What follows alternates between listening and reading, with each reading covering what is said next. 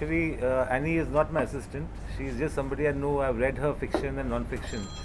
My assistants were all busy, and I met quite a few young directors who I said, okay, if you have a good subject, I mean, a good story with Shor as a thing, and it took us. I mean, we couldn't find anybody really, and then almost last moment, she came up with this story in about 48 hours.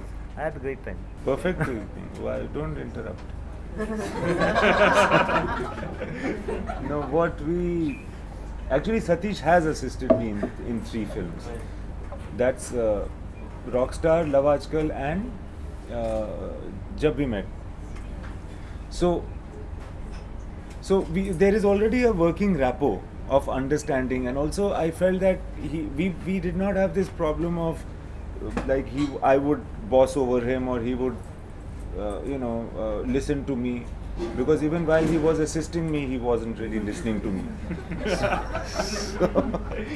So it was fun that because he is the most unpredictable type character who's worked with me. So it was fun that he would be the one who I'd be working on, and he would be directing. And it was almost time for me to say that you get a taste of your own medicine now.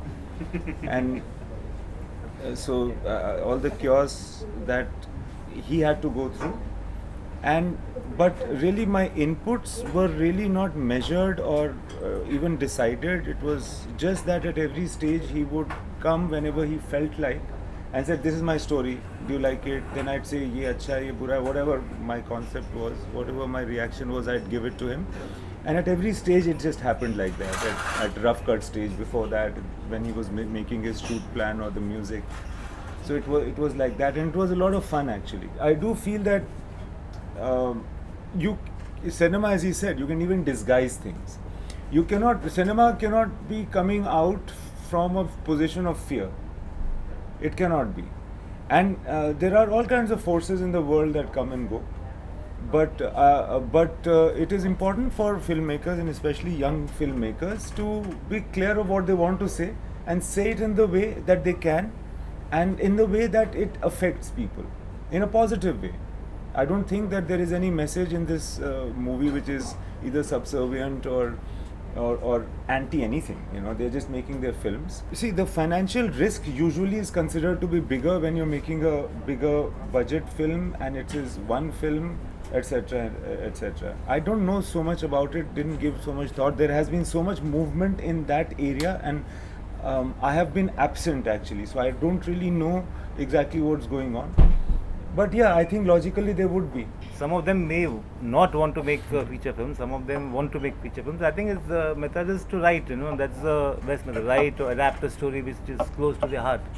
So what a short film does is basically gives you the confidence that you can do something, and you also learn what you don't know, So it's better than, I feel making a film actually is the best education to make another film. First thing I told her, look, apparently it's a very kind of really low budget and so on. She said, my last film I made in $7,000. I said, okay, then you have a chance. This is such an old problem that it's like, I'll say the same things which a lot of people would have said, that, the power of a story or the lure of the story should be the reason to make a film. And there should be no more system than that. But it's been going on for 100 years all over the world, actually. I also made my first film, and I remember that I was trying to cast Abhay Deol in it, and Anurag and me had gone to some very nice guys, but jewelers, to produce the film. They were very great guys, And they said they want to produce films, so then kahani bahut acha hai. And then I remember a guy said, nice story, good, great. But I think we should get Shah Rukh Khan for it. I said, yeah, Shah Rukh Khan.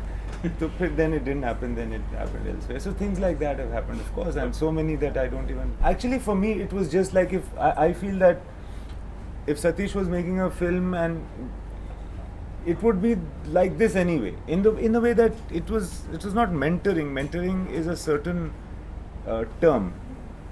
But sometimes, when movies are being made, they're not made in isolation. You talk to people, you bounce off a lot of stuff with a lot of people. Here, it was just one person largely. I'm sure that he's also bounced it off many other people, but so for me it was not mentoring really, it was just being involved with the story, thinking about it and giving views about it, engagement, which I enjoyed. For me it was just that. I mean, I did because I've not worked with her before as in filmmaking. So I remember I used to try and make it make it more PC, will people understand, make this. I used to do all that, and then at some point I realized she's got a different approach to the whole thing, and she likes a certain deliberate kind of a pace and does not necessarily need all ends tied up and so on, And I have to respect that. So sometimes, you just feel, I mean, it's very easy for me to say, okay, no, you do this. But then it's neither my film nor her film, So Yeah, that's true. I have to just, listen to her and, okay, try and give my best. I must have been a pain here and there. But eventually, I think all the decisions were hers. I think the interesting thing about the concept was also that directors were being mentors to other directors. So they know only too well how they want their own freedom. So it will be unusual that a director imposes autocracy on somebody else when they know that wo to uski picture, it's like his film.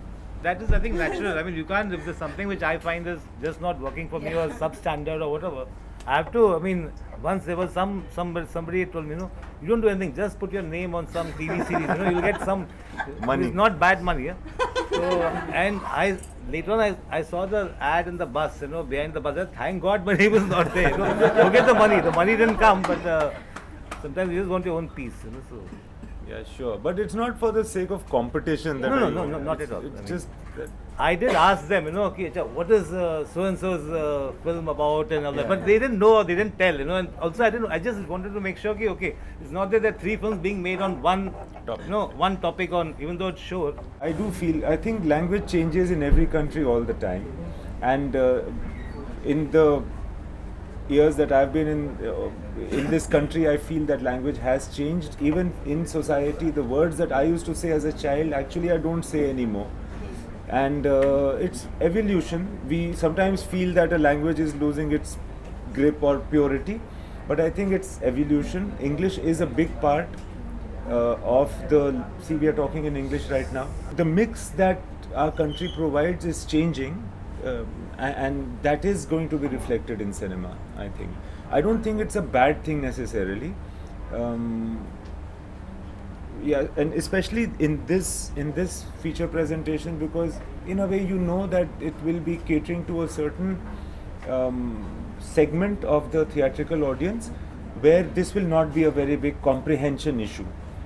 So I think it was well justified.